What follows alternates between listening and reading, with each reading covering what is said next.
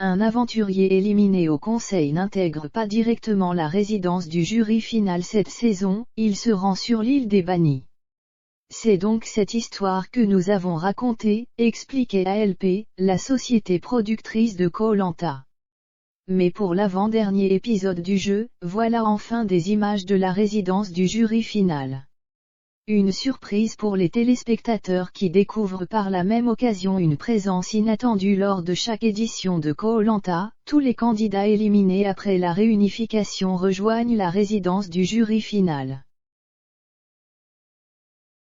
Pas d'exception pour l'édition All-Star baptisée La Légende et actuellement en diffusion sur TF1, ou presque.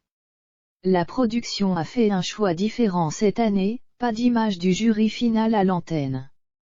Mardi 7 novembre 2021, alors que les 5 finalistes disputent la mythique épreuve d'orientation, pour la première fois depuis le début de l'aventure, les éliminés de la tribu blanche réunifiée apparaissent.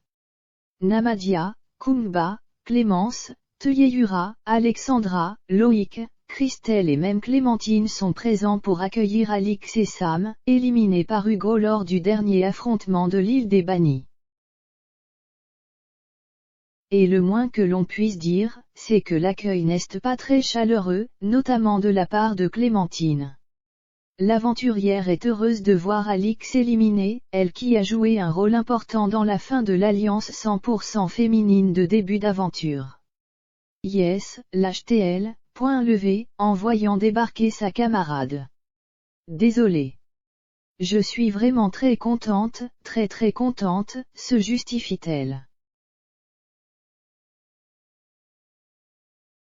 Et d'expliquer face caméra, j'étais contente de la voir arriver ici parce que je n'avais pas du tout envie qu'elle aille jusqu'au bout, mais que fait Clémentine à la résidence du jury final. Rappelons qu'elle a été éliminée face à Hugo et Clémence lors de l'affrontement des bannis survenu juste avant la réunification. Le trio s'était battu devant Phil et Laurent, les ambassadeurs des deux équipes rouge et jaune.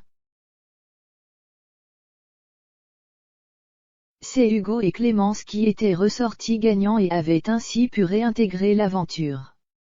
La présence de Clémentine parmi les candidats votant pour la grande finale de Koh-Lanta, La Légende, n'est peut-être pas anodine.